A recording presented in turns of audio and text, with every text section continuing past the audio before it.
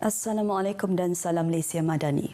Bersama saya Lydia Yusrina Abdul Ilyas dalam Berita Pagi Sarawak, edisi Selasa 25 Julai.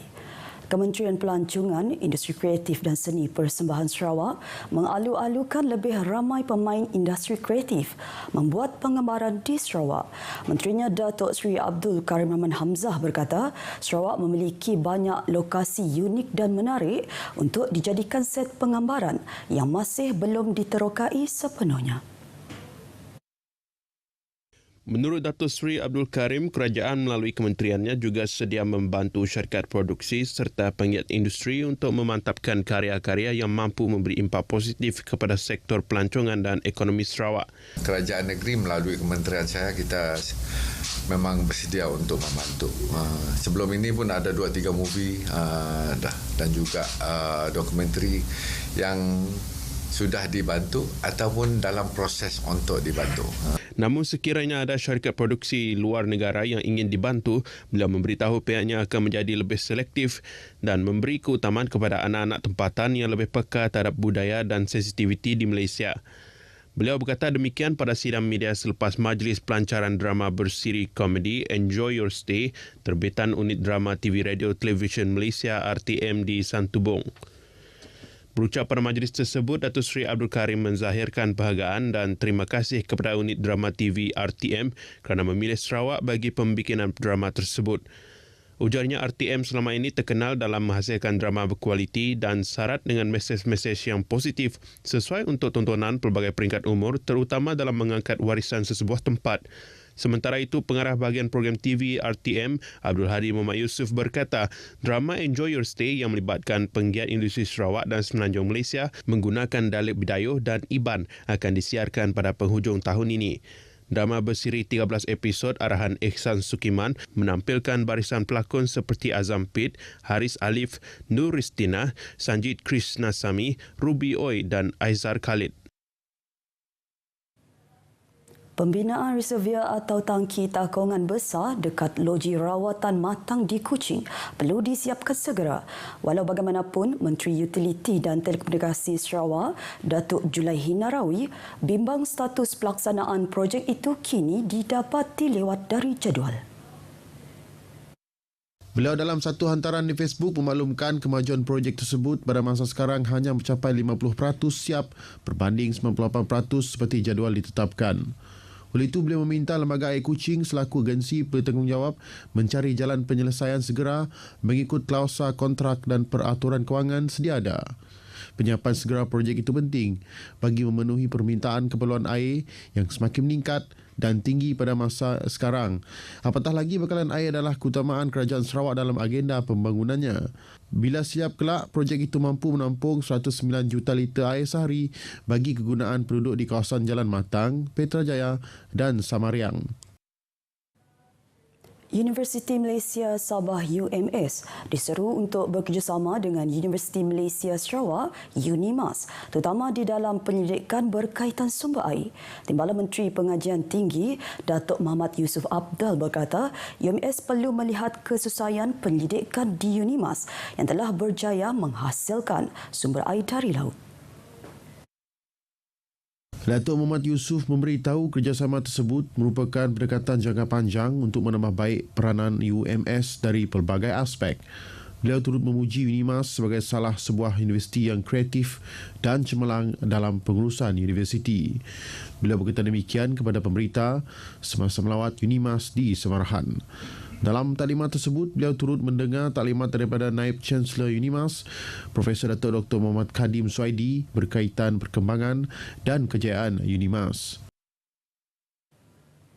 Perarakan kapal berhias bersempena sambutan perayaan 60 tahun Sarawak Merdeka akan diadakan di tebingan Kuching pada Sabtu ini. Timbalan Menteri Pengangkutan Sungai dan Laut, Datuk Henry Heri Jinip berkata, kali terakhir perarakan kapal berhias diadakan pada 10 tahun lepas, iaitu pada tahun 2013 bersempena sambutan gemilang 50 tahun Sarawak Merdeka dalam Malaysia. Datuk Henry memberitahu pada tahun ini perarakan kapal berhias akan menyaksikan 20 buah kapal yang akan tanding. Kapal-kapal tersebut daripada gabungan kementerian dan agensi di bawahnya, badan berkanun serta syarikat swasta. Acara akan bermula pada pukul 8.15 malam dengan persembahan jet ski, perakan perahu tambang dan seterusnya perakan kapal berhias dan diakhiri dengan persembahan finale dari Persatuan Jet Ski. Beliau berkata demikian dalam sidang media perakan kapal berhias bersempena sambutan perayaan 60 tahun Sarawak Merdeka di Kuching. Beliau memaklumkan bagi kapal berhias yang menang akan berlabuh di hadapan tebingan Kuching sehingga tengah malam untuk memberi kesempatan kepada orang ramai melihat dengan lebih dekat. Dalam pada itu, bagi pertunjukan pentas akan menampilkan artis kelahiran Sarawak Hafiz Suib dan Dayang Nur Faizah. Insiden kapal karam di perairan Sebuyau, setakat petang tadi 4 anak kapal yang hilang masih gagal ditemui. Operasi mencari dan menyelamat pada hari kelima meliputi kawasan seluas 150.03 batu nautika persegi. Pengarah Maritim Negeri Agensi Penguatkuasaan Maritim Malaysia Laksmana Pertama Maritim Zin Azman Mat Yunus ketika dihubungi RTM memberitahu sektor pencarian fokus di kawasan penemuan Sabtu lepas di kedudukan 2 batu nautika ke barat laut. Walau bagaimanapun setakat ini tiada petunjuk baru ditemui. Pihak forensik juga masih belum dapat mengenal pasti identiti 4 mayat yang dijumpai 2 hari lepas. Proses itu mengambil masa yang lama kerana 5 dari 8 mangsa terbabit adalah warga asing. Malah pihak juga tidak dapat mengesahkan sama ada 3 dari mayat tersebut adalah anak kapal tempatan walaupun perolehan DNA lebih mudah. Syarikat yang dilantik bagi kerja-kerja pengampungan kapal turut melakukan tinjauan awal dan operasi itu akan dilaksanakan dalam masa terdekat. Operasi ditunggukan pukul 4 petang berikutan cuaca buruk. Kapal kargo MV Tung Sung dengan 8 kru dilaporkan karam malam Rabu lalu berdekatan Pulau Burung di perairan Sebuyau. 4 dari mangsa merupakan warga Myanmar, 3 warga tempatan dan seorang warga Indonesia. Syarikat korporat dan badan bukan kerajaan di Sibu diseru untuk mengadakan pelbagai program di Rumah Seri Kenangan Sibu. Timbalan Menteri Kesihatan Awam Perumahan dan Kerajaan Tempatan Michael Tiang Ming Ti percaya kehadiran mereka ke rumah kenangan itu perlu sebagai tanda sokongan dan kasih sayang kepada para penghuninya. Menurut beliau, lawatan itu juga penting agar generasi sekarang menghargai sumbangan golongan warga emas. We all know that we are living a very busy life, but I'm really appreciate members from the association.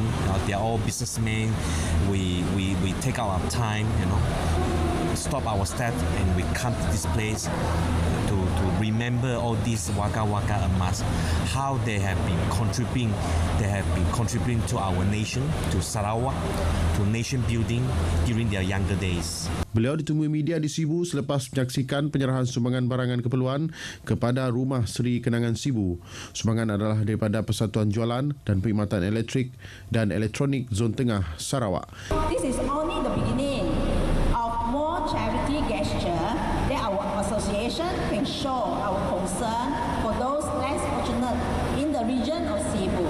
Ketika ini, Rumah Kenangan Sibu mempunyai 17 penghuni wanita dan 15 penghuni lelaki. Pusat Pembangunan Kemahiran Sarawak (PKS) akan menawarkan program latihan komprehensif jentian optik pada 22 dan 23 Ogos ini. Pengarah Eksekutif dan Pengerusi Persekutuan Pusat Pembangunan Kemahiran Malaysia, Alman Sabri berkata, latihan 2 hari itu akan berlangsung di PPKS Tabuan Jaya Kuching. Jelasnya program tersebut dianjurkan berikutan permintaan tinggi daripada pemain industri selain mendapatkan keperluan untuk melengkapkan tenaga kerja dengan pengetahuan dan kemahiran yang memenuhi permintaan ekonomi digital. Program ini juga sebagai persiapan penting bagi menyediakan pakar teknikal yang berkaitan bagi menyokong transformasi 6 sektor ekonomi selari dengan strategi pembangunan pasca COVID-19 Sarawak. Dalam kenyataan medianya, Halman memaklumkan latihan akan meliputi pemasangan, ujian, pentauliahan dan penyelenggaraan gentian optik menerusi latihan praktikal. Maklumat lanjut mengenai program tersebut boleh diperolehi di PPKS menerusi talian 082 539 222. Penganjuran Pesta Nanas atau Irau Buak Kabir selama 2 hari telah berjaya mengangkat Kampung Puning Trusan di Long Semadoh sebagai salah satu kawasan pengeluar nanas terbaik di Lawas. Memasuki edisi kelima, penganjurannya yang dikelolakan Persatuan Lun Bawang Sarawak PLBS membawa kejayaan cemerlang untuk mempromosikan Puning Trusan kepada pengunjung luar. Menurut Presidennya, Dolfina Alau Balang, Pesta Nanas adalah hasil usaha penduduk Long Semadoh sendiri sejak tahun 2016 untuk mempromosikan hasil produk pertanian utama, nanas. Justru PLBS menyokong usaha sedemikian dengan menganjurkan Pesta Nanas di Puning Trusan pada skala lebih besar. Antara faktor yang menarik perhatian orang luar bukan sahaja dari kawasan Sarawak sendiri, tetapi kita telah berjaya menarik pelancong-pelancong dari Brunei Darussalam, Kalimantan, Indonesia dan juga dari negeri Sabah jiran kita.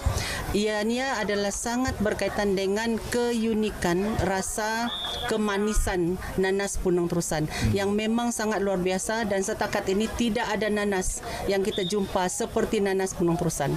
Itu adalah merupakan salah satu yang menarik perhatian orang, ingin melihat tempat di mana nanas ini dihasilkan, dan yang keduanya ialah keunikan tempat Long Semadoh itu. Gerai Tani, jualan kraf kaum Lun Bawang, acara sukan dan pentas kebudayaan antara pengisian sepanjang pesta berlangsung. Nanas Puning Trusan menjadi bualan kerana rasanya yang manis. Paparan itu tadi mengakhiri berita pagi Sarawak edisi Selasa 25 Julai. Seterusnya ikuti Selamat Pagi Malaysia selepas ini. Salam Malaysia Madani.